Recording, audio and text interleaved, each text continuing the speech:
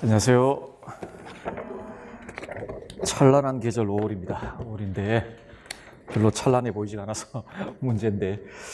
자, 교과 교육론을 시작하도록 하겠습니다. 시작하도록 하고요.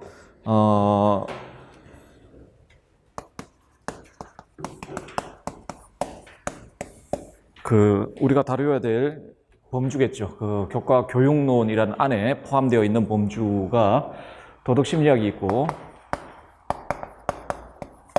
도덕교육론이 있고요. 도덕교육론이 있고, 다음에 교수학습 방법이 있고, 그 다음에 하나가 평가까지 합쳐서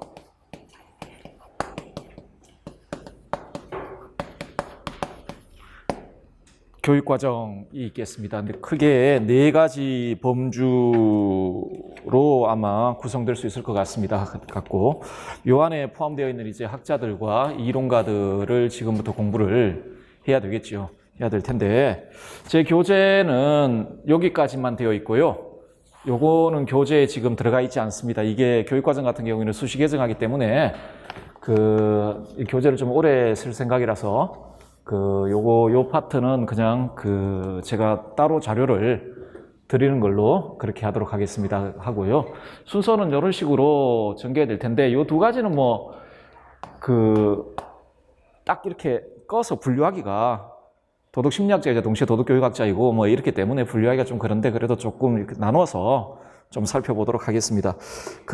아마 우선은 출제 비중이 거의 비슷합니다만은, 그래도 교과 교육론 파트가 출제 비중이 다른 파트에 비해서는 가장 높습니다. 물론 윤리학이라는 걸 그저 동서양 합쳐가지고 하자면 그게 제일 높죠.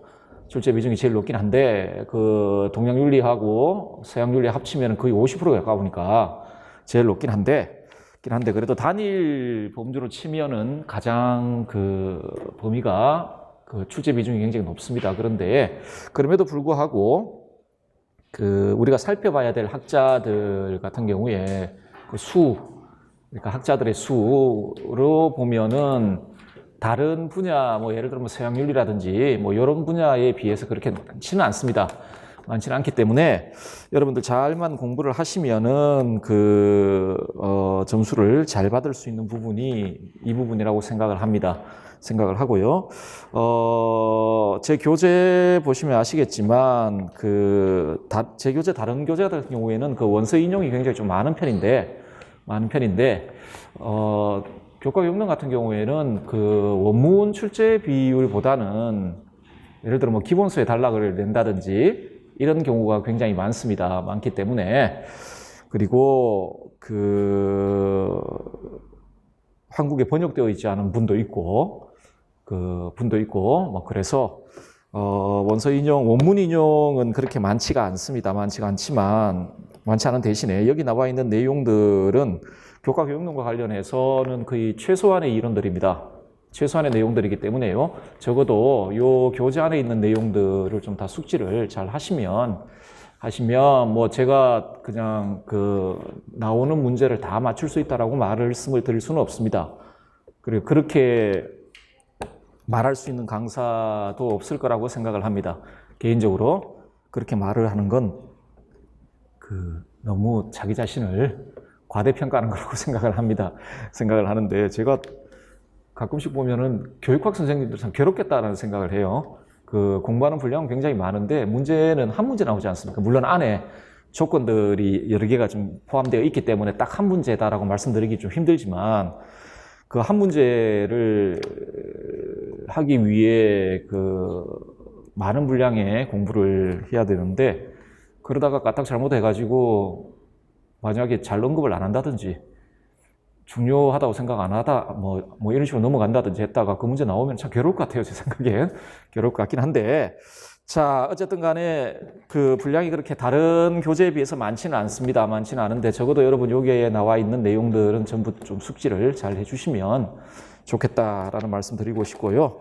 그리고 복습을 좀 잘 해주시고, 예습까지는 바라진 않습니다. 바라진 않고요. 자, 복습을 좀 잘 해주시고, 어쨌든 외워야 됩니다. 암기를 해야 되고요. 5월달이죠. 달이기 때문에 그 시험은 어쩔 수 없습니다. 다 암기를 해야 됩니다. 주어져 있는 굉장히 짧은 시간 내에 여러분이 알고 있는 걸 쏟아내고 나와야 되기 때문에 시험장 안에 가가지고 생각하면서 쓸 시간이 별로 없죠. 별로 없습니다. 없기 때문에 중요한 이론들 다 숙지하신 다음에 가지고 갔다가 문제가 나오면 쏟아내고 나와야 됩니다. 하기 때문에요. 잘 이해하시고 숙지를 하셔야 됩니다. 이해는 바탕이 되어야 됩니다. 이해가 안 된 상태에서 암기를 하시면은 문제를 이렇게 뭡니까? 응용이라 그럽니까? 이렇게 살짝 꼬면 도대체 문제가 무엇인지 파악을 못 해요. 파악을 못 하기 때문에 충분히 이해를 하신 다음에 암기를 하시고, 다음에 이해만 했다고 되는 건 아니죠. 반드시 암기를 하셔야 되고요. 암기를 하셔야 됩니다. 그리고 지금은 좀 덜 하더라도 나중 되면 이제 쓰는 연습까지 하셔야죠. 왜냐하면 머릿속에 들어있는 것하고 쓰는 거는 좀 차이가 있습니다. 간격이 있기 때문에 알고 있다고 생각해도 막상 쓰려고 그러면 잘 안 쓰지거든요. 때문에 쓰는 연습도 이제 지금 하지만 이제 하반기, 중반기 좀 넘어가면서부터는 좀 하셔야 될 거라고 생각을 합니다. 자, 길게 더 이상 말씀드릴 필요는 없고요. 이제 도덕심리학 파트부터 좀 살펴보도록 하겠습니다. 제일 먼저 우리가 다뤄야 될 건 정신분석학입니다. 정신분석학인데 이분이 프로이트죠. 자, 이분이 프로이트인데 되게 엄격하게 생겼네요. 엄격하게 생겼고요. 어떤 의미에서 도덕가라고 부를 수는 없습니다. 이분은 도덕에 대해서 그렇게 뭐라 그럴까요? 긍정적으로 바라보는 사람은 절대 아닙니다. 우리가 믿고 따르고 있는 도덕들 있잖아요. 도덕들이 한 개인의 입장에서는 이분이 그러거든요. 문명화된 도덕은 사회라는 측면에서 봤을 때는 참 행복한 거지만, 좋은 거지만, 한 개인의 측면에서 봤을 때는 비극이라고 이야기를 합니다. 이분은 기본적으로 도덕가가 아니라, 이렇게 크게 이야기하면 정신과 의사입니다. 정신과 의사고, 원래는 대학을 법대인가 들어갔다가 정신과 수업을 듣고 전향을 하신 분입니다. 아, 이게 정말 나한테 맞고, 그리고 흥미롭구나 해서 좀 전향을 하신 분인데, 그 후로는 이제 일종의 정신과 의사로 활동을 합니다. 활동을 했기 때문에 정신과 의사가 하는 일이 뭐겠습니까? 정신적으로 문제가 있는 사람들 치료하고, 그렇죠. 그 문제 원인을 파악하고 발견해서 치료하는 사람 아니겠습니까? 자, 그런 관점에서 보다 보니까 자신의 환자라고 생각됐던 사람들에게 나타나는 정신병적 문제들이 우리가 도덕이라고 이야기 되는 것들과 상당히 밀접하게 관련되어 있다는 걸 알게 되고요. 그렇죠? 나중에 다시 보시겠지만, 억압하기도 하고, 이런 방식으로, 알게 되고, 그러다 보니, 소위 이분 표현대로 문명화된 도덕이 한 개인에게는 그렇게, 좋은 게 아니다라는 이야기를 합니다. 하기 때문에 도덕가라고 이야기하기도 좀 힘들고, 도덕 심리학자라고 이야기하기도 좀 힘듭니다만은, 이분의 주장이 그래도 우리 도덕교육에 적용할 수 있는 유의미한 내용들을 가지고 있기 때문에 우리가 좀 살펴보는 것이라고 생각을 합니다. 자주 출제되는 분은 아닙니다. 자주 출제되는 분은 아닌데 그래도 한 2년 전에 논술 문제로 아마 출제가 한번 된 적은 있습니다. 이분이 생각하는 도덕성의 본질과 관련된 문제가 한번 출제된 적은 있습니다. 자, 지금부터 프로이트의 정신분석학 한번 살펴보도록 하겠습니다. 자, 제일 먼저 우리가 살펴봐야 될 건 인간의 본성에 대한 프로이트의 입장입니다. 이때 본성이란 지금 도덕심리학 아니겠습니까? 도덕심리학이잖아요. 도덕심리학이라면 심리학은 뭡니까? 마음의 구조를 다루는 학문이겠죠. 이렇게 정의하는 건 조금 너무 단순하게 정의하는 것이라고 생각될 수 있겠는데 어쨌든 간에 심리학이라는 말 자체만 보면 마음의 구조를 다루는 학문이 되겠습니다. 마음이 어떤 방식으로 작동하고 어떤 방식으로 구조화되어 있고 마음을 구성하는 요소가 무엇이고 이런 게 기본적인 주제라고 할 수 있겠습니다. 심리학에서는.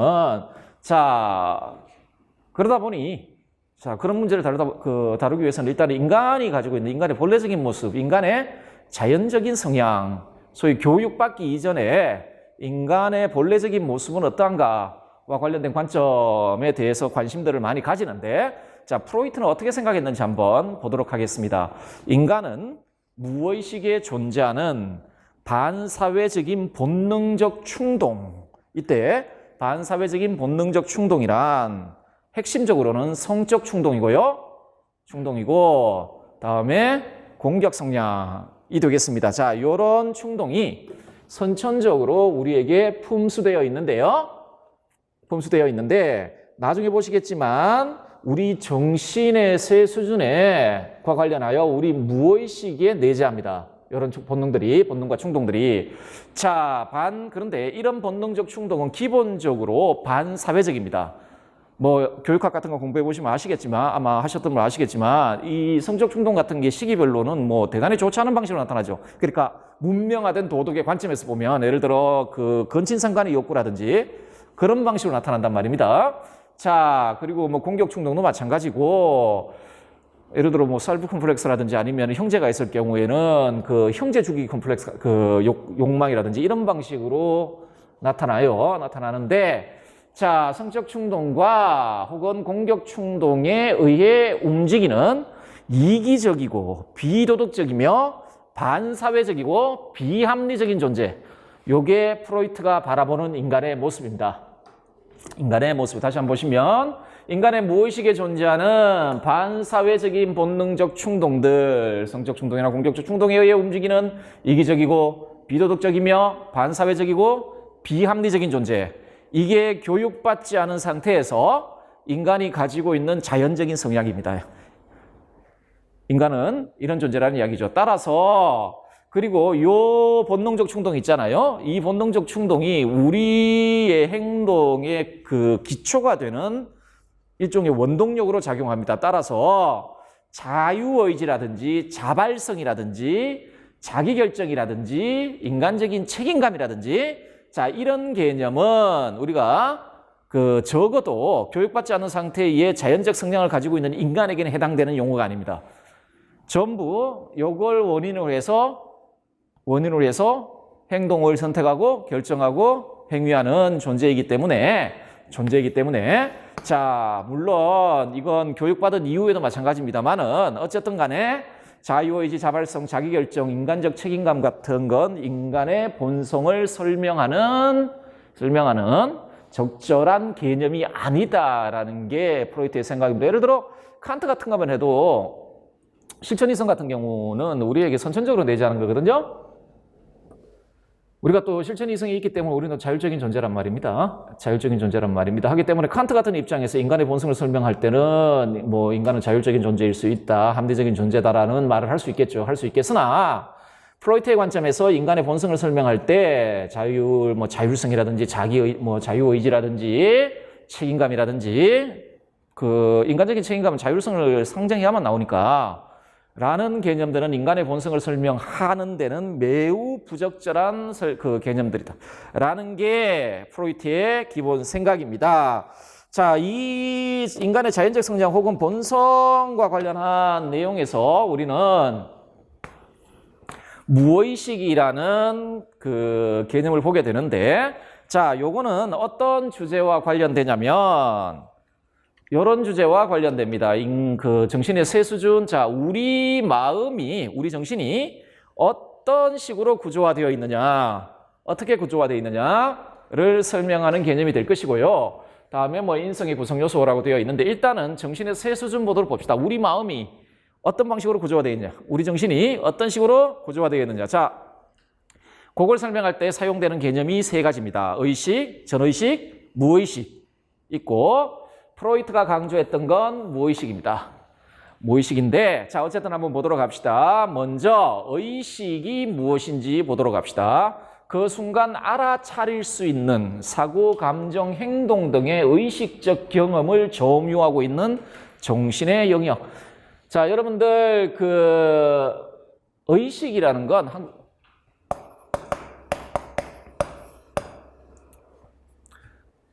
뭐 영어 단어도 그렇고 그 단어들을 좀 이렇게 해치해 보면은 이렇게 됩니다. 영어 단어나 뭐 영어뿐만 아니라 불어도 마찬가지고 독일어도 마찬가지인데 그 단어를 이제 뭐 앞에 있는 뭐 어간 뭐 이렇게 다 해보면 항상 이렇게 됩니다. with am입니다. 뭐와 더불어 아는 거거든요. 이게 의식이란 말이에요. 이때 뭐와 더불어 아냐면은 나와 더불어 아는 겁니다. 의식이란 그런 겁니다. 나와 더불어서 아는 거. 여러분들 지금 머릿속에 생각하는 거 있고 감정을 느끼기도 하고 하죠. 그렇죠? 그런데 모든 건 어떻습니까?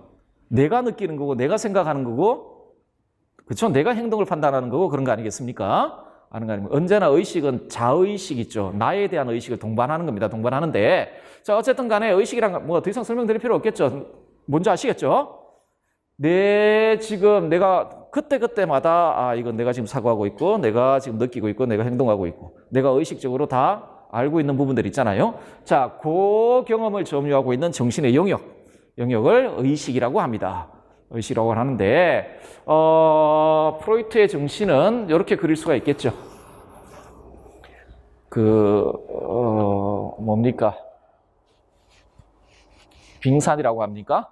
빙산 있고 이렇게 바닷물이 있으면 원래 요만큼 나와 있는 게 아니죠. 빙산은 그 밑에 이보다 몇 배는 더 많은 양이 이렇게 내재되어 있을 텐데 자, 이 부분이 의식이 될 것이고요. 자, 그럼 전의식은 뭐냐? 의식 밖에 있으나 쉽게 의식으로 들어올 수 있는 기억을 포함하고 있는 정신의 영역을 전의식이라고 합니다. 이 부분입니다. 이 부분이고 의식적 영역에서 그러니까 이 영역에서 우리가 어떤 사고를 한다거나 활동을 할 때 어떤 원인에 의해서 쉽게 의식으로 드러날 수 있는 것들이 거주하는 영역, 정신의 영역입니다. 여러분들 기억이라는 것들 있죠. 외국어, 우리나라도 뭐 기억, 상기 이런 단어가 두 가지가 있는데 외국어도 이 단어가 달라요. 단어가 달라요. 예를 들어 영어는 잘 모르겠습니다. 영어는 잘 모르겠는데 영어의 메모리가 있죠. 기억이 있죠. 메모리하고 다음에 영어 단어의 상기가 뭔지는 잘 모르겠습니다. 제가 상기가 영어 단어가 뭔지는 모르겠지만 여러분들 그 플라톤 할 때 상기 뭐 이렇게 이야기하지 않습니까? 불어는 헐레베라고 다시 일으킨다라는 뜻입니다. 이거 다시 일으킨다라는 뜻인데 요게 그러니까 기억은 이렇게 저장되어 있는 것이고 어떤 원인에 의해서 이렇게 드러나면 상기 이렇게 부릅니다. 의식으로 다시 이렇게 나타나면 상기 뭐 이렇게 부르는데요. 우리가 의식적 활동을 했고 그 활동을 통해 수많은 경험들이 있으면 그 경험들이 정신에 이렇게 내재됩니다. 상징의 형태, 뭐 소위 기억되는 것이죠. 기억되어 있다가 삶의 필요에 따라 그 기억되어 있는 어떤 것들이 이렇게 등장을 합니다. 자, 그것들을 담고 있는 정신의 영역을 전의식 이렇게 부릅니다. 여러분들 프로이트도 그렇고 여러분들 태어나서 지금까지 살아오면서 경험했던 건 절대로 사라지지 않는다고 보는 심리학자들이 있고요. 다 저장이 돼요. 다 저장이 되었다가 어떤 삶의 필요성에 의해 그 저장되어 있는 것들 중 일부분이 의식으로 이렇게 들어와요. 그래서 그걸 이용해서 여러분들은 무엇인가를 하죠. 여러분 절대 잊은 적이 없어요. 절대로 잊은 적이 없는데 이게 제가 석사학위 논문을 베르고송과 썼는데 베르고송의 책 중에 물질과 기억이라는 책이 있습니다. 거기에 보면은 물질과 기억이라는 책이 있는데 거기서 당대 심리학자들의 보고를 많이 인용을 하거든요. 이런 식으로 주장을 합니다. 이렇게 주장을 하고 이게 어떤 보고가 있냐면은 이렇게 익사 직전 물에 빠졌잖아요. 그러면서 죽기 직전에 가는 거예요. 죽기 직전에서 살아난 사람들이 보고하는 게 있거든요. 그 전까지 전혀 기억을 못했다가 잊어버렸다고 생각했던 자기 삶의 내용들이 있잖아요. 그게 그 짧은 시간에 마치 파노라마처럼 쫙 펼쳐지는 경험을 했다라고 이야기를 합니다. 베르송의 원래 이론에 요 칸막이 있지 않습니까? 그러니까 무의식에 묻어놓은 요 경계선, 이게 삶의 욕구거든요. 삶의 욕구. 여러분들 어릴 때부터 여러분이 경험했던 걸 다 기억하고 그걸 싹 다 기억하고 있으면 여러분 못 삽니다. 그게 정신병 상태에 있는 거죠. 잊어버릴 걸 잊어버리고 살기 위해서는 자신 삶을 그래야 되는데 삶의 의지가 사라지니까 이 뚝이 무너져 버린 겁니다. 무너지니까 이 안에 저장되어 있던 게 그냥 싹 다 의식 안으로 이렇게 등장하는 그런 경험들을 하는 모습들이 보고가 되는데요. 이거는 프로이트하고는 상관없는 이야기지만 어쨌든 간에 그래서 제가 가끔씩 농담으로 그런 이야기 합니다. 시험장 가셔 삶의 의지를 포기하시면 여러분 보셨던 읽고 보았던 내용들이 그 순간 파노라마처럼 펼쳐질 것이다. 베르그송에 의하면. 자, 어쨌든 간에 근데 삶의 의지는 그렇게 포기되는 게 아닙니다. 아닌데, 자, 어쨌든, 요게 전의식의 영역인데, 이건 별로 크게 중요하지 않습니다. 가장 중요한 건 이겁니다. 이 무의식이거든요. 자, 의식적 자각이 불가능해요. 프로이트의 위대한 발견입니다. 이거는 데카르트적인 사고를 전복시키는 결과를 가져옵니다. 여러분들, 데카르트 유명한 명제 하나 있죠? 방법적 회의를 거쳐서 발견했던 유명한 명제가 뭡니까?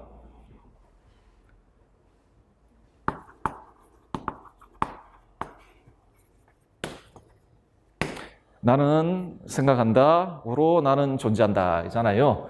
인간이라는 존재는 그 명료하고 자명한 사고 속에서 자신의 존재를 이게 원래 에르고라는 거 이거 보면은 그냥 시간 순서대로 되는 것 같아요. 뭐 나는 사유한다, 따라서 나는 존재한다 아닙니다. 이거는 그냥 아무 의미 없어요. 에르고는 사유 존재입니다. 그냥 나의 존재가 사유 속에서 드러난단 말입니다. 그런데 저 사유, 내가 명석판명하게 알 수 있는 사유 속에서 나의 존재가 드러난다는 이야기죠. 그렇잖아요. 그죠? 그 속에서, 그런데 프로이트는 그렇지 않다고 봅니다. 오히려 우리를 움직이는 힘은 우리가 그러니까 명석판명하게 알지 못하는, 의식하지 못하는 어떤 것들에 의해 우리 존재가 움직여 나간다는 거예요. 자, 어쨌든 의식적 자각이 불가능한 영역입니다. 영역으로서 인간 정신활동과 행동을 통제하고 이끌어가는 무의식적인 동기적 즉 선천적인 본능, 아까 말씀드렸던 성적이고 공격적 충동과, 그런데 무의식 안에는, 요게 무의식인데, 무의식 안에는 선천적인 요소뿐만 아니고 후천적인 요소도 포함됩니다. 이거 나중에 보시면 아시겠지만 초자 있죠. 초자도 여기에 포함됩니다. 자, 선천적인 본능으로서의 성적, 공격적 충동과 후천적 초자가 내재되어 있는 정신의 영역이 무의식입니다. 무의식이고, 자, 여기서 보시면 이 무의식이 인간 정신 활동과 행동을 통제하고 이끌어 나가는 원동력이, 그러니까 그 에너지가 분출되어 나오는 영역이 이 무의식입니다. 하기 때문에 인간은요, 데카르트가 생각했던 것처럼 그런 식의 존재가 아닙니다. 자기 자신이 의식하지 못하는 영역에서 이렇게 분출되어 나오는 에너지 혹은 명령에 의해 움직이는 존재입니다. 한마디로 말해서 내가 왜 움직이는지를 모르는 거죠. 예를 들어서 프로이트가 치료했던 환자들 있잖아요. 환자들이 이상 행동을 하는데 자기가 그렇게 이상 행동을 하는 이유를 몰라요. 원인을 알지 못합니다. 달리 말하면 그 원인을 의식하지 못하는 거예요. 의식하지를 못해요. 근데 프로이트는 이제 뭐 여러 가지 방법을 통해 그 원인을 드러내긴 하는데 알지를 못합니다. 알지 못하는데 자기가 의식하지 못하는 정신의 영역으로부터 분출되는 어떤 동력들에 의해 행위를 한단 말이에요. 그러면서 그 원인을 알지를 못해요. 자, 이게 이 무의식, 그리고 이 무의식에 내재되어 있는 것 있거든요. 성적 본능들, 공격 본능들 이런 것들, 다음에 나중에 초자, 이런 것들에 의해 우리 정신활동과 행동들이 거의 이끌어서 나간다. 통제되고 이끌린다. 자, 인간의 사고와 행동을 통제하는 보이지 않는 힘이라고 이야기를 합니다. 자, 그래서 인간의 정신활동과 행동은 근본적으로 무의식에 내재하는 동기적 요소에 의해 결정되므로 인간의 정신활동이나 심리현상, 행동들에서 원인 없이 우연히 생겨나는 것은 없다라는 게 프로이트의 생각이에요. 그리고 그 원인의 대부분은 전부 여기에서 분출됩니다. 행동을 이끌어 나가고 사유를 이끌어 나가는 힘들이 여기에 내재되어 있는 요소들로부터 나온다라는 게 프로이트의 생각인데요. 자, 우리 정신은 이와 같이 구조화되어 있습니다. 이와 같이 구조화되어 있고, 자, 이것과 더불어서 이제 프로이트가 그러면 우리 인성은 뭐 어떤 식으로 구성되어 있는지, 좀 살펴보는데 요 정신의 세 수준과 연결되어 있습니다. 연결되어 있고요. 자, 이것과 관련되어 있는 세 단어가 있습니다. 우리 인성이 어떤 방식으로 구성되어 있는지와 관련되어 있는 세 용어가 있는데 원초아 혹은 뭐 원자아 이들하고 불리워지는 뭐 있고 다음에 자아가 있고 다음에 슈퍼에고라고 불리워지는 초자가 있습니다. 뭐 이드 다음에 에고 슈퍼에고 이렇게 세 가지가 있겠습니다. 제일 먼저 요것부터 좀 살펴볼 텐데 이게 왜냐하면 시간적으로 인간이 선천적으로 가지고 있는 건 이겁니다. 인성에. 요 두 가지는 후천적인 겁니다. 자아하고 초자는 후천적으로 형성되는 것이고요. 형성되는 것이고 우리 인성 안에 선천적으로 주어져 있는 요소는 원초아입니다.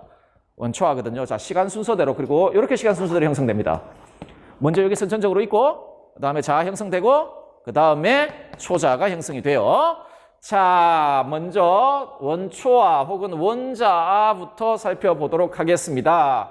무의식의 자리에 있는 생득적, 본능적, 원초적 욕구와 충동의 총체를 원초아라고 부릅니다. 아까 여기가 선천적으로 성적 충동, 공격 충동으로 뭐 그런 요소들로 되어 있다 있지 않습니까? 무의식에. 자, 그런 원초적 욕구와 충동들의 총체요. 정신적 에너지, 뭐 성적 에너지입니다, 리비도. 자, 정신적 에너지의 저장소이자 정신적 에너지가 분출하는 인성의 한 요소입니다. 달리 말해 우리의 사고활동, 우리의 행동을 이끌어 나가는 힘이 분출되는 무의식의 내재에 있는 욕구와 충동의 총체, 요걸 원초아라고 부릅니다. 원초아라고 부르는데, 자, 이 원초아의 역할, 기능 혹은 활동의 핵심은 뭐냐면 타고난 생물학적 본능을 충족시키는 게 원초아의 기능이에요. 그런데 타고난 생물학적 본능은 뭐라 그랬습니까? 아까? 성적 본능, 뭐 공격적 충동 이런 것들입니다. 여러분들 니체하고 프로이트는 친구예요. 비슷한 점이 많아요.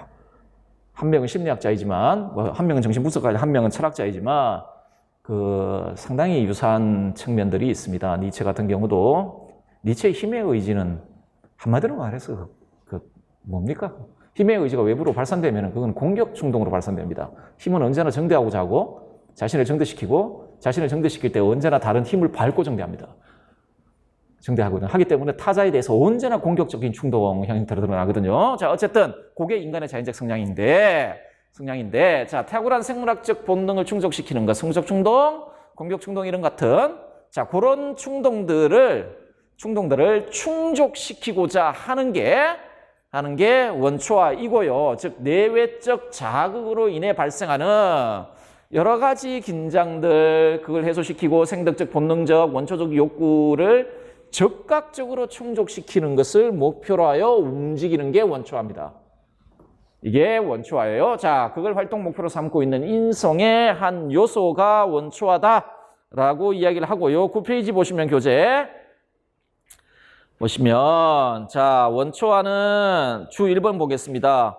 원초아는 긴장을 제거 혹은 완화하고 쾌락을 얻기 위해 반사작용과 1차 사고, 과정사고라는 두 가지 기능을 발휘하는데 반사작용은 자동적인 반작용으로서 긴장을 즉시 완화시켜주는 역할을 하고 1차 과정사고는 긴장을 제기시킬 대상의 심상을 만들어 긴장을 제거하는 것, 프로이트는 긴장을 감소시키는 대상의 심상을 형성하는 걸 소망 충족 뭐 이렇게 이야기합니다. 뭐 용어만 좀 알아두시면 될 것이고요. 어쨌든 간에 얘가 하는 일은 무의식에 내재되어 있는 선천적인 욕구, 충동을 즉각적으로 충족시키고자 활동하는 인성의 요소가 바로 원초아입니다.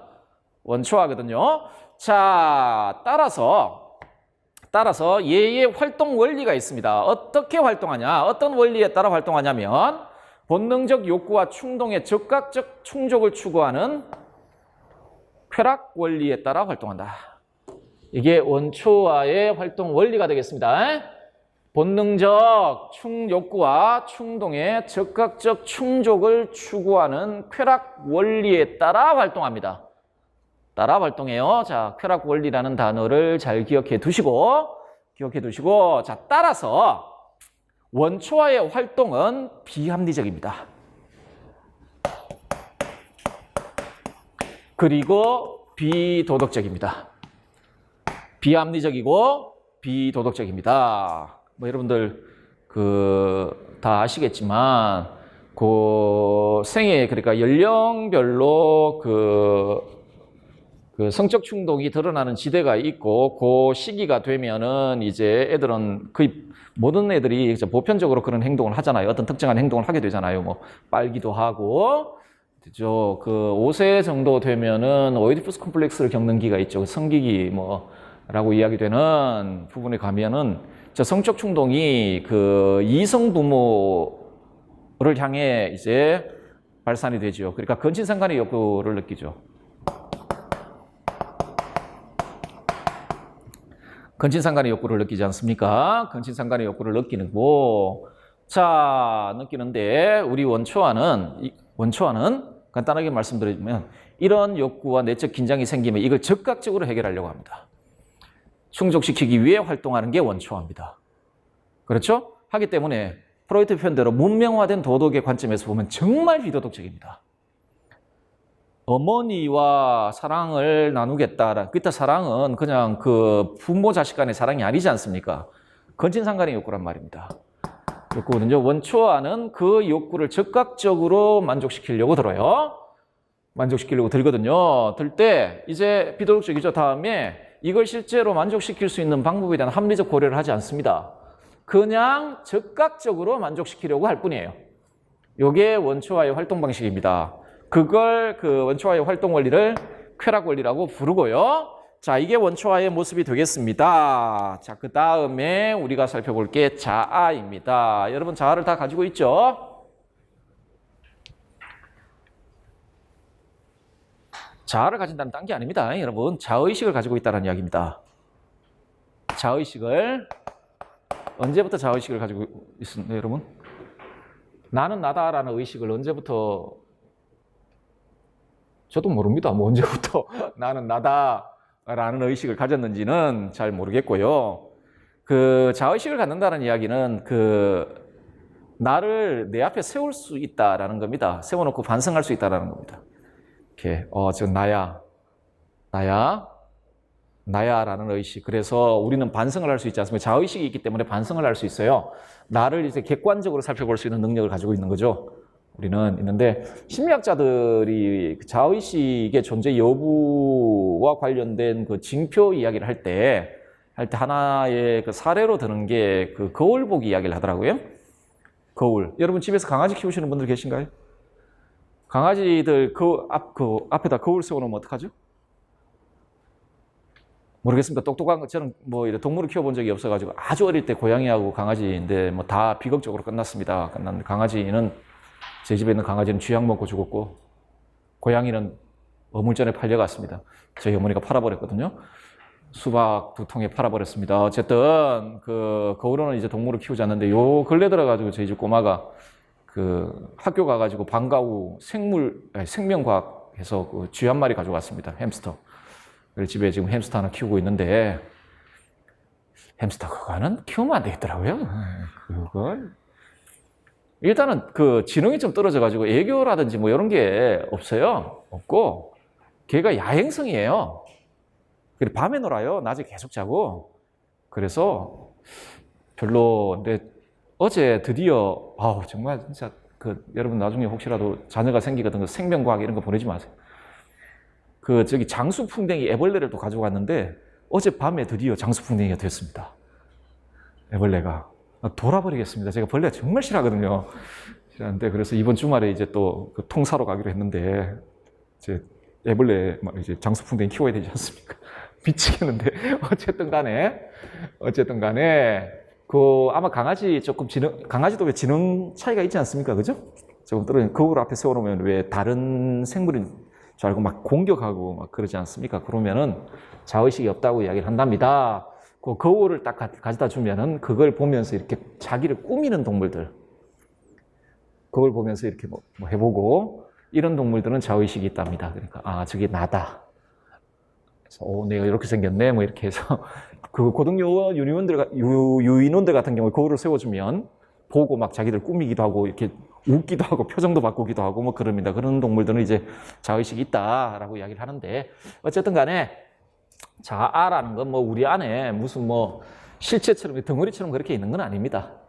나에 대한 분명한 의식을 가지고 있는지 그건 자아가 있다라는 이야기고 그래서 여러분들은 언제나 자아가 생겨나면 언제나 무엇인가 판단하고 무엇인가를 할 때 물론 뭐 지구 주위 뭐 지구는 태양 주위를 돈다 이렇게 이야기를 하잖아요. 그런데 알고 보면은 다 나는 지구가 태양 주위를 돈다라고 생각한다, 믿는다 이렇게 말하는 겁니다.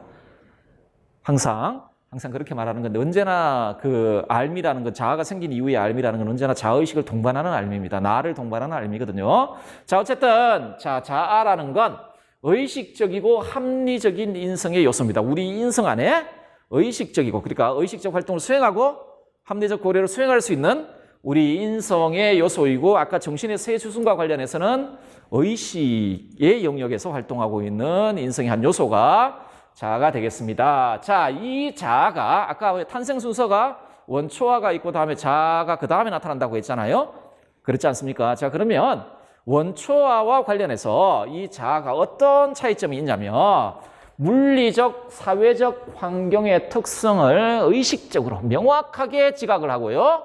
지각하고 환경이 부과하는 기회와 제한 내에서 원초화의 요구를 만족시키는 현실적 방법을 제공하는 인성의 요소입니다. 자, 합리적인 사고를 수행하는 인성의 요소란 말이에요. 자, 하기 때문에 인성이 이렇게 있으면 제일 먼저 선천적으로 우리에게 주어져 있는 게 원초화인데 이 원초화로부터 소위 그 성적 에너지, 뭐 정신적 에너지라고 불려진 에너지가 이렇게 분출되잖아요.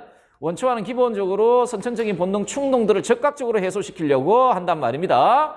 자, 그런 욕구들이 분출되었을 경우에 자아가 이와 관련해서 수행하는 역할, 자아는 합리적으로, 의식적으로 사유하고 고려하고 판단하고 선택할 수 있는 인성의 한 요소이기 때문에 자, 요 원초화와의 관계 속에서 자아가 수행하는 역할은 요걸 만족시킬 수 있는 실제적이고 현실적 방법을 고려해서 만약에 그게 없다라면 욕구를 지연시키고 있다라면은 현실적인 방법, 현실 세계 속에서 현실적인 방법을 통해 그걸 욕구를 충족시키려고 하는 활동을 수행하는 게 자아입니다. 다시 한번 보시면 물리적, 사회적 환경의 특성을 명확하게 지각하고 환경이 부과하는 기회와 제한 내에서 원초화의 요구를 만족시키는 현실적 방법을 제공하는 인성의 요소.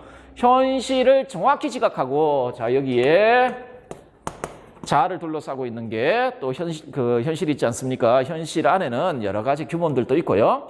다음에 여러 가지 재화들도 있고 그렇죠? 뭐 이런 게 있습니다. 자, 그것들을 합리적이고 충분히 고려해서 정확히 지각하고 과거의 비슷한 상황에서 무슨 일이 일어났는지를 검토하여 미래에 대한 현실적 계획을 세울 수 있는 기회가 주어질 때까지 행동을 지연시키는 기능을 수행하는 것. 자, 이걸 아까 원초화의 1차 과정사고와 대비해서 프로이트가 2차 과정사고라고 부릅니다. 자, 수행하는 게 바로 자아의 역할입니다. 따라서 자아가 발달함에 따라서 개인은 비합리적인 원초화를 통제하는 일과 원초화의 욕구를 충족시킬 수 있는 현실적 방법을 찾는 일을 훨씬 더 잘하게 됩니다. 자, 이 충동, 욕구를 현실적 상황에서 실현시킬 수 없다라고 판단되면 이 욕구를 예를 들어 뭐 억압하든지 지연시키든지 다시 무의식에다 집어넣어버리든지 억압해서 뭐 어떤 방식이든지 제어하든지 아니면은 현실을 고려해서 이걸 현실 세계의 틀 안에서 그러니까 현실 세계에 여러 가지 도덕적 규범들이라는 게 있단 말입니다. 그 규범들, 현실이 우리에게 요구하는 여러 가지 조건들을 충족시키는 한에서 이 욕구를 실현시키려고 하는 게 자아의 역할이 되겠습니다. 자, 따라서 자아의 활동 원리하고 원초화의 활동 원리는 기본적으로 다릅니다. 아까 원초화는요, 선천적인 욕구 충동을 즉각적으로 만족시키고자 하는 쾌락 원리에 따라 활동했지 않습니까? 활동했다라면 자아는 발생한 욕구를 만족시키는 실제적인 대상이 나타날 때까지 원초화로부터 나오는 에너지의 방출을 지연시키는 것을 목적으로 하는 현실 원리에 따라 활동합니다.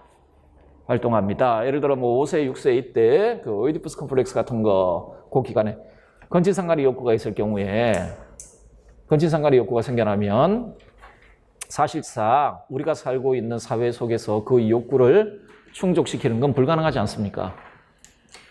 상당히 비도덕적이다라고 평가를 받을 것이고 사회적 처벌을 받을 것이고 뭐 그럴 거 아니에요. 그렇겠죠? 자, 그럴 경우에 예를 들어 자아는 그 욕구를 억압해 버립니다. 아니면 다른 방식으로 바꿔버리든지 이런 방식으로 활동하는 게 그래서 자아의 활동 원리를 현실 원리라고 부릅니다. 현실 원리라고 부르고요.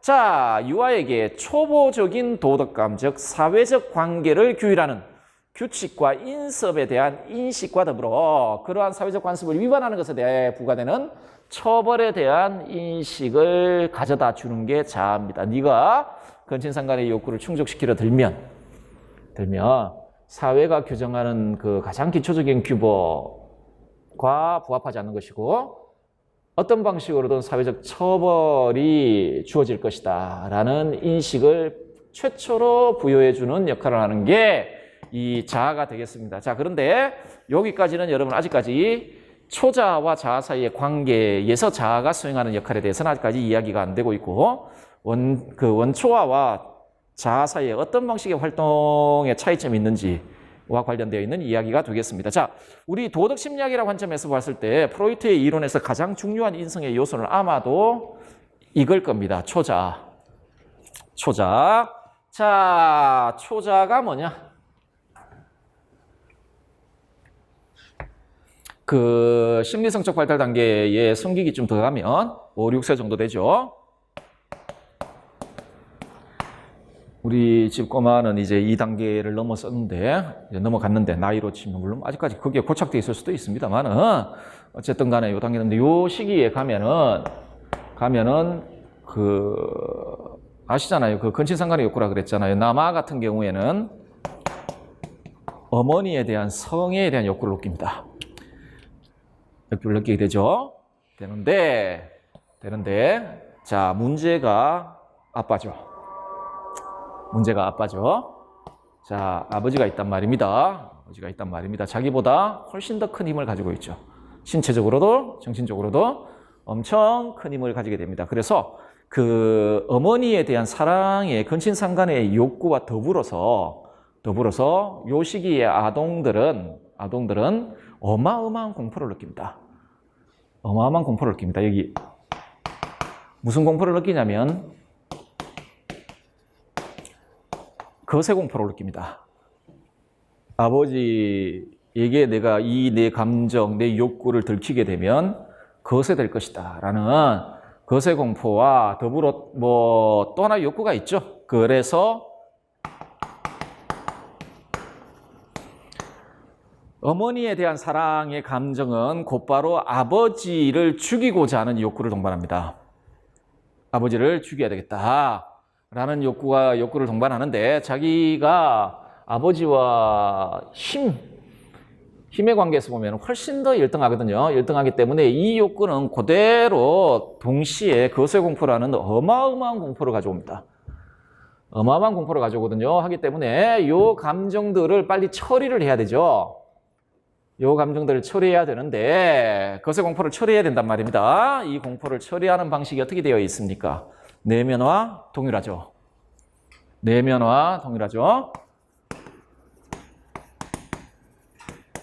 누굴 내면합니까? 아버지의 상을 내면하죠. 그래서 아버지와 원래는 적대적인 관계 아닙니까? 자신에게 가장 큰 적이라고 생각되는 그 적을 내면화하는 겁니다. 아버지의 규범, 아버지의 가치, 아버지의 행동 방식 이런 것들을 내면화하고 자기와 아버지를 동일시함으로써 이 공포로부터 벗어나려고 합니다. 이 공포로부터 벗어나려고 하거든요. 자, 이 내면화 동일시의 결과로 생겨난 게 초자아입니다. 자, 외적인 사회적 요인들, 즉 최초의 부모에 의해 이후에 교사나 그 밖에 권위 있는 인물들에 의해 부과된 도덕적 가치들과 억제적, 구속적, 금지적 기준들을 내면화함으로써 형성된다라고 이야기를 하죠. 자, 남아 같은 경우에는 아버지의 규범, 아버지의 가치, 아버지의 뭐 행동 방식 이런 것들을 내면화해서 형성됩니다. 최초에. 그래서 나중에 나이가 들잖아요. 나이가 들면 이 초자가 그러니까 근본적인 초자는 5, 6세에 형성됩니다. 형성되는데 이제 나이가 들면 있잖아요. 나이가 들면 여러분들 뭐 학교 같은 데 가고 더 위력적 다른 성인들도 만나게 될 것이고 만나게 되잖아요. 그러면 그 성인들이 가지고 있는 가치들이라든지 심지어 위인전을 읽어도요. 그 안에 역사적인 인물들이 추종했던 가치들이 있잖아요. 이 가치들이 초자로 다시 이렇게 들어갑니다. 해서 초자가 더 풍성해지고 더 이렇게 깊이지고 뭐 이런 방식으로 했는데 원칙적으로 기본적으로는 5, 6세의 초자가 일단 형성이 됩니다. 부모와의 관계 속에서. 자, 무의식 속에 작동합니다. 초자는 의식에서 작동하는 것이 아니라 무의식 속에 작동하는 인성의 도덕적 부분입니다. 달리 말해 자, 아까 원초아로부터는 선천적인 본능들, 충동들이 이렇게 분출되는 곳이 원초아잖아요. 자, 이 초자가 형성되면 그 초자아로부터 도덕적 명령이 분출됩니다. 하기 때문에 이렇게 되어 있으면 우리 인성이 이렇게 되어 있으면 여기에 이제 최초 원초아가 있었고 후천적으로 초자가 형성이 됩니다. 이 초자가 형성되기 이전에 이미 자아가 형성되고요. 자아가 형성되지 않으면 초자가 형성 안 돼요. 형성 안 되는데 자 1호부터는 굉장히 비도덕적이고 비합리적이고 반사회적인 욕구가 분출되고 이쪽으로부터는 도덕적 명령이 분출됩니다. 누구한테요? 불쌍한 자아한테. 그리고 이 또 현실 세계가 있지 않습니까? 얘도 자아를 압박하죠. 이렇게 세 요소에 의해 자아가 압박을 당합니다. 어쨌든 자, 무의식 속에 작동하는 인성의 도덕적 부분으로서 도덕적 명령이 분출되는 인성의 요소입니다. 아버지의 소리라고 불러요, 프로이트가. 아버지의 소리라고 부르는데요. 프로이트는 아마 제가 어디서 봤더라? 프랑스에 있을 때 그 어떤 잡지가 있는 종교 잡지인데 3대 무신론자 중에 한 명. 그러니까 종교의 적입니다. 기독교의 중에 한 명이 이 프로이트고 프로이트가 원래 또 무신론자입니다. 이 유태인인데 무신론자고요. 다음에 아마 현대 페미니스트들이 굉장히 싫어하는 사람 중에 한 명입니다. 이분이 기본적으로 여성의 도덕성은 남성의 도덕성보다 훨씬 열등하다고 보는 사람입니다. 왜냐하면 오이디푸스 컴플렉스를 겪지 않거든요. 여성은. 거세공포라는 강렬한 공포를 겪지 않습니다. 겪지 않기 때문에 초자의 강도가 굉장히 약하다고 봐요. 여성의 초자 강도가 굉장히 약해서 도덕적인 초자의 강도가 약하다는 이야기는 약한 도덕성을 가진다는 이야기입니다. 뭐 그런 이야기를 해서 그 페미니스트들이 굉장히 싫어하는 걸로 알고 있는데 자 어쨌든 간에 여기가 이 초자가 기본적으로 부모의 도덕적 가치를 내면화, 동일시화해서 생성되는 거잖아요. 이게 형성이 되면 1호부터 아버지의 목소리가 들려옵니다. 뭐 해야 돼, 뭐 해서는 안 돼 라는 아버지의 목소리, 내 안에서 부르짖는 아버지의 소리라고 프로이트가 표현을 하는데 그 아버지의 소리가 이 초자로부터 나와요. 초자로부터 나오고요. 자, 그리고 요거 나중에 다시 한번 설명을 드리겠지만 자이상과 양심이라는 두 하위 요소로 구성됩니다. 이거는 내면화된 도덕적 가치의 성격과 좀 관련이 되어 있습니다. 관련되어 있는데 자, 자이상과 양심으로 구성되고요. 요 초자가 인성 안에서 어떤 기능을 수행하냐? 아까 뭐 원초아는 뭐 그 긴장, 욕구, 충동의 적극적인 만족을 위해 활동한다. 뭐 원초와 관계에서 자아는 뭐 그걸 뭐 실현시킬 수 있는 현실적 조건이 나타날 때까지 뭐 제어한다든지 뭐 이런 식의 활동을 한다라고 이야기를 했지 않습니까? 자, 그러면 초자아는 인성 안에서 어떤 역할을 하냐? 첫째, 사회적으로 비난받을 만한 원초아의 충동, 원초아로부터 나오는 충동, 그 충동을 완벽하게 제지하라라고 자아를 압박합니다. 아까 자아와 원초아 사이에서 자아의 그 기능을 살펴보면 어쨌든 간에 현실적 방법을 마련하려고 했던 게 자아죠. 원초와의 충동을 실현하기 위한 현실적 방법을 고려하고 합리적으로 고려해서 만약 안 된다 싶으면 제어를 하는데 어쨌든 간에 현실적 방법을 찾고자 하는 게 자아였는데 그 초자아는 자아에게 무엇을 요구하냐면 원초아로부터 나오는 일체의 충동을 제어할 것, 제거할 것을 명령합니다. 일체의 충동을. 자, 왜? 원초아로부터 나오는 충동들은 전부 다 비합리적이고 비도덕적이고 반사회적이고 그런 욕구와 충동들 아닙니까? 둘째, 합리적 고려하지 마라.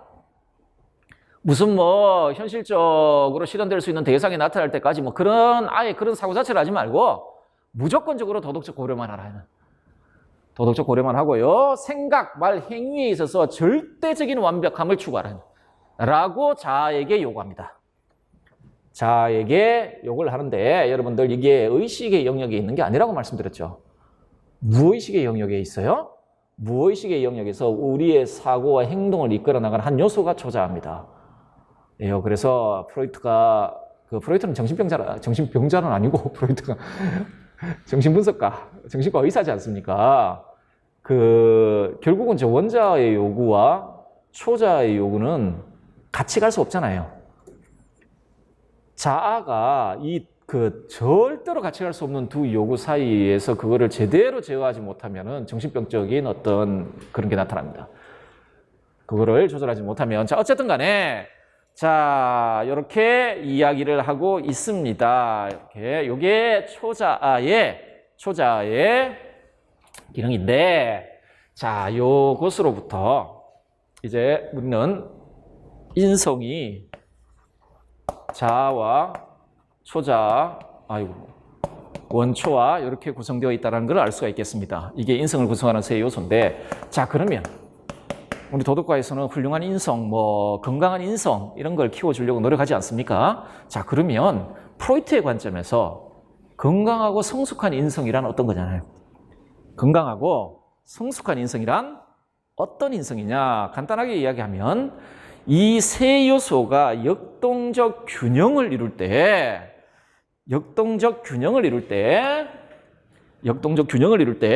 성숙하고 건강한 인성이 형성된다라는 말입니다. 자, 그러면 역동적 균형을 이룬다는 말이 뭘까? 세 요소 사이에 역동적 균형을 이룬다는 말이 뭘까? 여러분들 11페이지 한번 보실까요? 프로이트에 의하면 인성 안에서 상호 갈등하고 충돌하는 세 요소 사이에 역동적 균형이 작용할 때 성숙하고 건강한 인성이 형성된다. 즉, 원초와는 기본적 요구를 말하고, 기본적 욕구를 말하고, 자아는 이러한 욕구가 충족될 수 있는 현실적 방법을 찾을 때까지 충동적인 원초화를 제한하며, 초자아는 자아의 문제 해결 책략이 도덕적으로 수용 가능한지 여부를 결정하는 방식으로 새 인성의 요소가 역동적 균형을 이룰 때 성숙하고 건강한 인성이 형성된다. 그러니까 정상적인 인간이라는 이야기입니다. 자, 그런데 프로이트는 대놓고 그런 식으로 이야기하지 않았는데, 프로이트의 진정한 개성자라고 불려지는 사람은 융은 아닙니다. 프로이트 살았을 때 원래 융은 프로이트의 제자이긴 한데, 융은 프로이트의 이론에 대해서 그렇게 만족하지는 못했습니다. 그래서 좀 새로운 형태, 자기 나름의 심리학을 이렇게 제시를 했는데, 오히려 프로이트의 진정한 개성자라고 불리는 사람이 락강입니다. 이게 프랑스 가면은 파리 10대학이 파리 파리 10대학 심리학과가 락강학파들이에요. 락강이 실제로 거기 강의도 많이 하고 했는데, 락강이라는 사람이 있습니다. 사람인데 이분인데 우리나라 EBS 같은데 락강에서 강의하는 모습 찍어놓은 거를 틀어준 걸 봤는데, 정말 장난 아닙니다. 장난 아닌데 어쨌든 간에 락강이라는 분이 있는데요. 락강은 아예 이렇게 이야기를 합니다. 존재하는 모든 인간들 중에 정상적인 인간은 없다는. 정상적인 인간이 없다라는 건데, 여러분들 희한하게 후기구조주의자들이 그러니까 지금은 그런 말 많이 쓰는데, 예전에 포스트 모더니즘 이런 용어들 많이 썼는데, 현 20세기 들어와서 특히 대륙 전쟁의 폐해를 심각하게 겪었던 그 유럽 대륙의 철학자들이 거의 공통적으로 나타났던 모습이 이 근대 이성에 대한 비판적인 태도들입니다. 이 근대 이성에 대한 비판적인 태도들이었는데, 그거는 프랑크푸르트 학파도 마찬가지고, 이게 가장 강렬하게 나타나는 것은 소위 그 포스트 모더니스트라고 이야기하는, 그런데 그 뭐 예를 들어 뭐 푸코라든지 뭐 락강도 그렇고 둘레즈라든지 데리다 뭐 이런 사람들인데, 근데 그런 사람들한테 포스트 모더니즘이라고 이름을 붙이면 되게 싫어해요. 되게 싫어했어요. 이거 미국에서 만든 용어예요. 만든 용어라 가지고 이렇게 보면 각각의 다 그 이론들이 독특성이 있는데 이걸 한꺼번에 묶어 가지고, 근데 미국이 원래 그런 짓을 잘해요. 그런 짓을 잘합니다. 미국은 그 학문의 역사가 짧기 때문에, 학문의 역사가 짧아서 오히려 그 이렇게 형성되어 있는 걸 제3자 시각에서 평가하고 반성하는 형태로 확실히 많이 발달되어 있어요. 메타윤리학은 영미에서 나온 겁니다.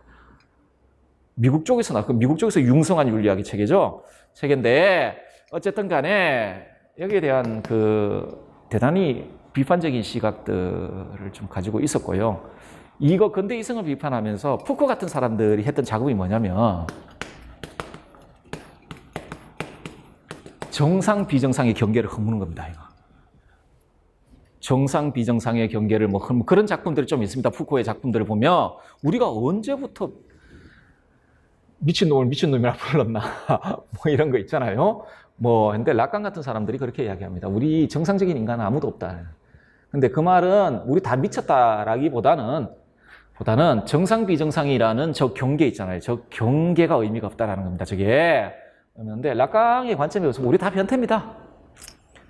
다 변태예요. 정도의 차이가 있을 뿐 전부 변태입니다. 전부 변태고 뭐 그런데요. 자, 그 프로이트는 사실상 전부 우리가 비정상이라고 이야기하는 사람들과 관계해서 그 사람들을 사례로 치료하고 그 결과를 보고한 사람 아닙니까? 그래서 인간은요, 프로이트의 기본적인 관점은 이런 인성을 가지고 있는 사람은 극히 드물다는 겁니다. 극히 드물고, 자, 왜 극히 드물냐? 이제, 아이고. 예. 왜 극히 드물냐? 자, 그래서 이 문제를 다룹니다. 자아의 불안과 자기 방어 기제라는 단어인데 왜 드무냐면, 이게 나중에 에릭슨하고 좀 다른데, 얘가 힘이 없어요, 자아가. 프로이트의 자아는 힘이 없습니다. 이 자아는 자기가 스스로 무엇인가를 힘을 가지고요. 스스로 무엇인가를 결정하고 주도적으로 무엇인가를 이끌어 나가는 힘이 없어요. 프로이트의 자아는. 없습니다. 기껏해야 뭐만 있냐면 얘들 사이에, 그다가 여기 현실 세계 요 세 요소 있잖아요. 초자아, 원자아, 현실 세계 사이에서 발생하는 갈등을 조정하고 조절하는 정도의 힘이 있지, 자아가 어떤 얘네들을 압도하는 힘을 가지고 스스로 무엇인가를 이루어 나갈 수 있는 힘이 없어요. 프로이트한테. 그래서 프로이트가 자아에 대해서 항상 뭐라고 이야기를 하냐면, 항상은 아니지만 그 표현한 게 재미난 표현이 있습니다. 고통받는 어머니, 이런 식으로 표현합니다. 자아를 고통받는 어머니라고 표현을 하는데, 이게 왜 고통받냐면 초자아가 여기에 요구하죠. 원자도 여기에 요구를 한단 말입니다. 예를 들어서 원자의 욕구, 근친상간의 욕구가 있으면 그건 안 되겠구나. 그건 초자 형성 이제이고. 하여튼 뭐 그렇게 칩시다. 아주 비도덕적인 그런 욕구를 자에게 요구를 한단 말입니다. 그러면은 이쪽에서는, 초자 쪽에는요, 그걸 완벽하게 제어하라고 요구를 하죠. 반대로. 자, 그런데 힘들단 말이에요. 힘들어요. 그러면은 초자아가 원자아를 처벌하는 게 아니라 초자아가 자아를 처벌해요. 웃기는 이야기죠. 저 충동은 자아의 충동이 아니었거든요. 저 충동은 자아의 충동이 아니지 않습니까? 원초아로부터 나오는 충동 아닙니까? 나오는데 자아가 이걸 제대로 제지를 못하면은 초자아는 자아를 처벌합니다. 처벌해요. 그리고 여기는요, 현실 세계는요, 자아를 처벌해요. 원초아를 처벌하지 않습니다. 원초아를 처벌하는 게 아니에요. 그래서 프로이트가 환자들한테 했던 말들이 있습니다. 그 욕구는 당신의 욕구가 아니에요. 라고 그 욕구는 당신의 욕구가 아니다. 그렇게 이야기를 합니다.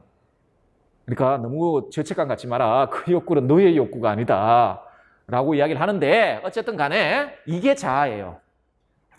자아는 현실 세계로부터 오는 압박, 원자로부터 오는 압박, 초자로부터 오는 압박을 잘 조절해야 됩니다. 그래야만 우리가 멀쩡하게 살 수 있는데 이걸 잘 완벽하게 조절할 수 있는 자아는 이 세상에 없습니다. 여러분도 살아가면서 한번 보세요. 굉장히 비도덕적인 욕구가 생겨날 때 있죠.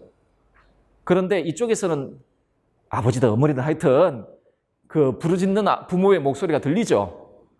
그 사이에서 어마어마하게 갈등하면서 그게 심해지면 정신병적인 증세로 나타나거든요. 한쪽을 놓치기에도 아깝고 이걸 따르기에도 부담스럽고 현실 세계는 계속 나를 쳐다보고 있고 그렇죠? 그 사이에 끼어 있는 게 자아입니다. 네. 자, 그러면은 아까도 말했지만 성숙하고 건강한 인성이 되려면 이것들 사이에 균형을 잘 잡아줘야 되는데 프로이트의 관점은 자아가 그만한 힘이 없어요, 실제. 이건 그냥 프로이트의 관점이에요. 그런데 그냥 이게 도덕교육적인 의의는 프로이트의 그 관점에서 보면은 우리가 정상적이고 도덕적인 삶을 살기 위해서는 강한 자아를 가져야 되겠구나 이런 그 결론은 낼 수는 있겠죠. 자, 그런데 그렇기 때문에 1호부터 굉장한 불안감이 생성됩니다. 자아의 불안이라고 부르죠. 자아가 왜 불안해하냐? 자아의 불안은 세 갈등 원천, 원초와 환경, 초자를 자아가 적절하게 조절하여 그것으로부터 발생하는 도덕적 갈등을 자신의 힘으로 있잖아요. 직접적인 수단을 통해 해결할 수 없을 때 불안이 나타납니다. 자아의 불안이 나타나요. 우리 언제나 불안하죠. 언제나 불안합니다. 자, 요거는 참고로 알아두십시오. 자아의 불안의 종류는 크게 세 가지가 있습니다. 불안의 원천이 세 가지이기 때문에 불안도 종류가 세 가지가 있어요. 자, 신경적적 불안입니다. 자아가 원초와의 충동을 처리할 수 없을 때 생겨나는 불안이 신경적적 불안입니다. 두 번째, 도덕적 불안이 있습니다. 자아가 초자로부터 처벌을 예견할 때 내가 이미 초자가 형성되면요. 충동이나 욕구를 느끼며 바로 처벌에 대한 불안이 생겨요. 초자가 형성된 사람한테는 행동의 유무와 떠나서, 실천 유무와 떠나서 어떤 욕구만을 느껴도 처벌에 대한 불안이 생겨납니다. 처벌에 대한 불안이 생겨나거든요. 자, 현실적 불안은 외부 세계의 위험에 처해 있는 자아가 느끼는 불안입니다. 이게 자아 불안의 종류인데 중요한 건 왜 느끼냐는 겁니다. 왜? 고통받는 어머니입니다. 항상 그냥 이 세 가지를 자신의 힘으로 처리할 수 없을 때 이 갈등을 생겨나는 게 자아의 불안이다라고 이야기를 합니다. 자, 그러면 자아는요, 저 불안을 안고 살 수가 없습니다. 저 불안을 안고 살 수 없기 때문에 자아는 자기 자신을 방어하고자 합니다. 자기 자신을 방어하고자 하는데, 자, 이걸 두고 자아 방어 기제라고 불러요. 자아 방어 기제라고 부릅니다. 자아의 불안으로부터 자아가 자기 자신을 보호하기 위해 사용하는 전략을 자아 방어 기제라고 부릅니다. 조금 쉬었다가 자아 방어 기제 종류 조금만 보고 넘어가도록 합시다.